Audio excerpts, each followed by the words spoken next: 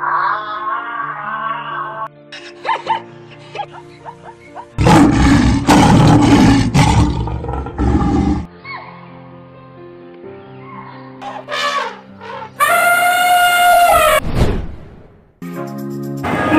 আলাইকুম ভিউয়ার্স, আশা করি সবাই ভালো আছেন। আর এখন আমি আসছি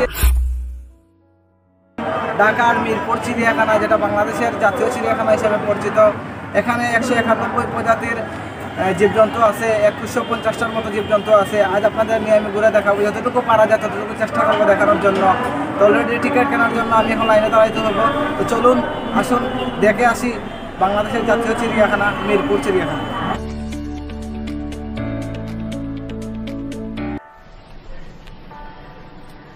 বাংলাদেশ জাতীয় চিড়িয়াখানা এটি অবস্থিত রাজধানী ঢাকার মিরপুর এলাকায়।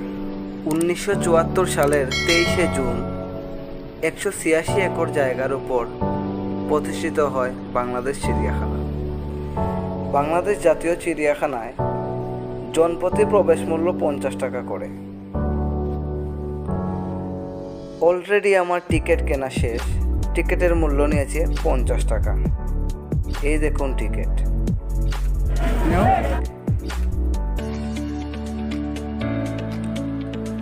তাহলে চলুন শুরু করা যাক আজকের ভ্রমণ পর্ব।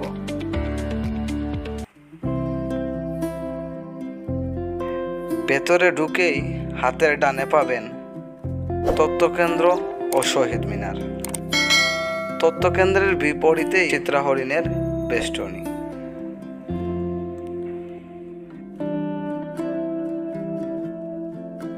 দেখতেই তো পাচ্ছেন কত সুন্দর চিত্রা হরিণের পাল।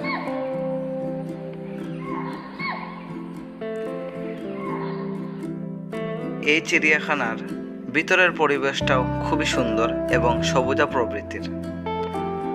বছরে প্রায় 30 লক্ষাধিক লোক এই চিড়িয়াখানা ভ্রমণ করে থাকেন। আপনারা একটু সামনে গেলেই দেখতে পারবেন চিড়িয়াখানার বিশাল এক ম্যাপ। ম্যাপ দেখেই ভ্রমণ শুরু করা উচিত। আশা করি ম্যাপ দেখে ভ্রমণ শুরু করলে সময় বাঁচিয়ে সব প্রাণীর খাঁচাই ঘুরে দেখা যাবে। ওনাদের দিয়ে তাহলে শুরু করা যাক আজকের ভ্রমণ। ওনারা হলেন ডারউইনের উত্তরসূরি। লোকজন পাতা দিচ্ছে আর ওনারা খাচ্ছেন।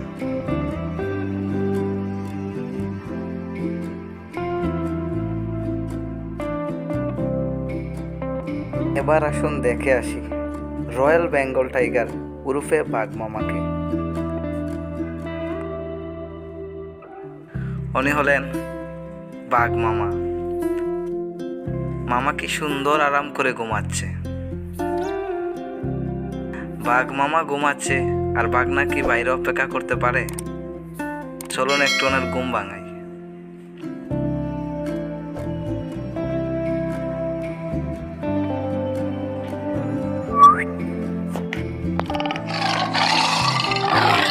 আহা, কি মধুর সম্পর্ক। একটু ডাকে ঘুম ভেঙে গেল ওনার।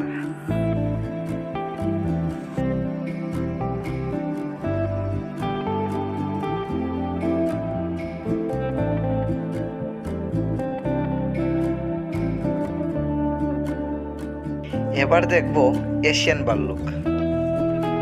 এই দেখুন এশিয়ান ভাল্লুক। দেখে মনে হচ্ছে মন খারাপ ওনার।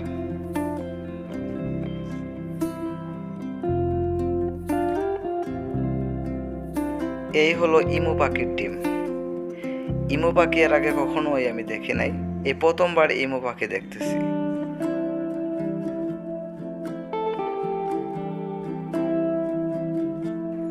এই হলো ইমু পাখি। কাছ থেকে দেখতে খুবই সুন্দর লাগে। কিরকম খুটখুটিয়ে খাচ্ছে একটু দেখুন।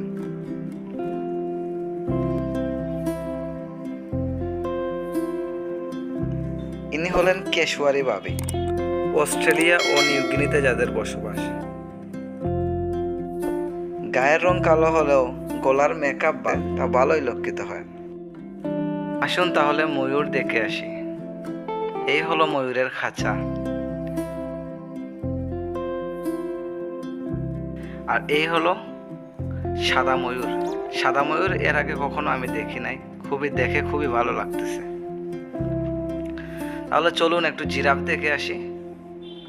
জিরাফ দেখতে হলে আপনাকে অবশ্যই সিঁড়ি বেয়ে উপরে উঠতে হবে, কারণ জিরাফ যে লম্বা প্রাণী, উপরে না উঠলে ভালো করে দেখাই যাবে না। এই যে দেখুন, জিরাফরা খাদ্য খাচ্ছে, কত সুন্দর প্রাণী।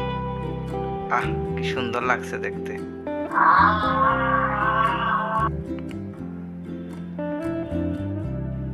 কি ভাবছেন, কি দেখছি? জেব্রা দেখছি, প্রথমবারের মতো জেব্রা দেখতেছি। আসলে কি সুন্দর ডুরা কাটার দাগ ওর শরীরে। এবার চলুন ঘোড়া দেখি। ঘোড়া নামটা শুনতেই আমার আর্তুগুল গাছের কথা মনে পড়ে যায়, কারণ ওই তুর্কি ড্রামা সিরিজে অনেক ঘোড়া দেখতে পেয়েছি।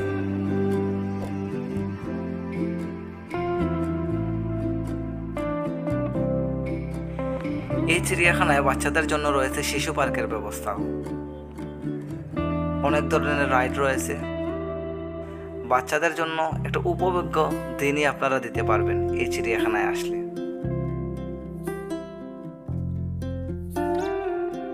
এখানে রয়েছে মুসল্লিদের জন্য নামাজের ব্যবস্থাও। আসুন এখন দেখে আসি হাতি।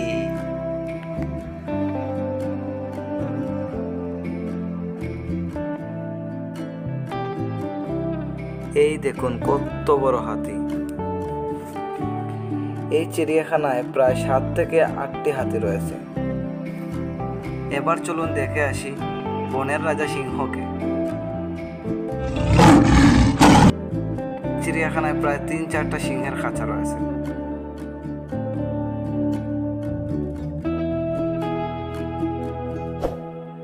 আহ, কি সুন্দর মুহূর্ত। দাদা দাদু কি সুন্দর করে চিড়িয়াখানা ভ্রমণ করতেছে। আসুন একটু উট দেখে আসি। আমার খুব ইচ্ছে করতেছে উটের সাথে সেলফি তোলার। চলুন একটা সেলফি নিয়ে যাক।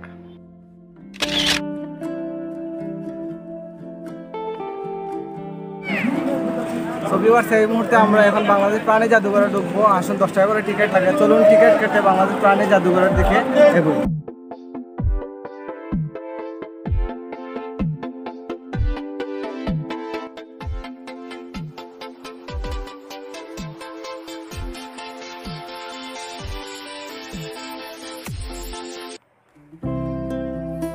এই হলো প্রাণী জাদুঘর।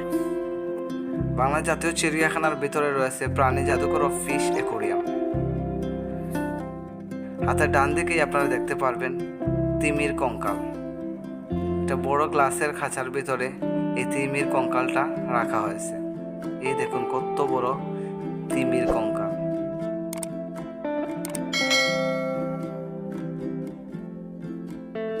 চলুন এবার জাদুঘরের ভিতরে প্রবেশ করা যাক।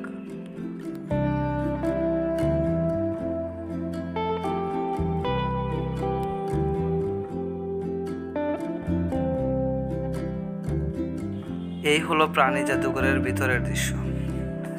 ভিতরের ছবি তোলা নিষিদ্ধ এই প্রাণী জাদুঘরের। তারপরও আপনাদের দেখানোর জন্য একটু ভিডিও করে নিলাম। এখানে অনেক প্রাণীর দেহকে মেডিসিন দ্বারা আবৃত করে সাজিয়ে রাখা হয়েছে। দেখতেই তো পাচ্ছেন কি সুন্দর করে এই প্রাণীগুলোর দেহাবশেষ এখানে রাখা হয়েছে।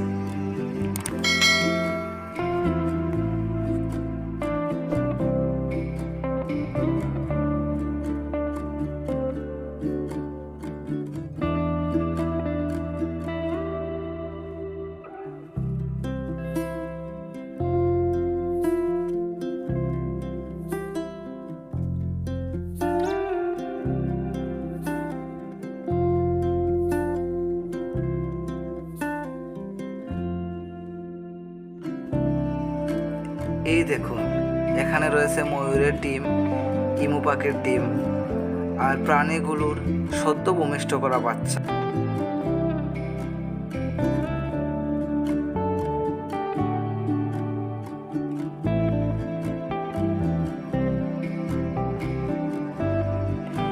এবার চলুন ফিশ অ্যাকুরিয়াম দেখে আসি। এখানে বিভিন্ন প্রজাতির মাছ রয়েছে অ্যাকুরিয়ামে। এই হলো টাইগার শার্ক মাছ, আর এই হলো মানুষ কাকু পিরানহা মাছ।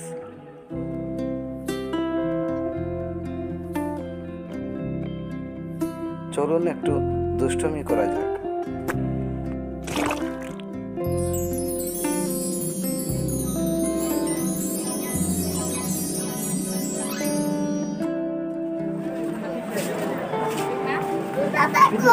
তো ভিউয়ার্স, আমি প্রাণী জাদুঘর থেকে এখন বের হয়েছি। এখন আমরা অজগর দেখতে যাবো। আসুন অজগর দেখে আসি।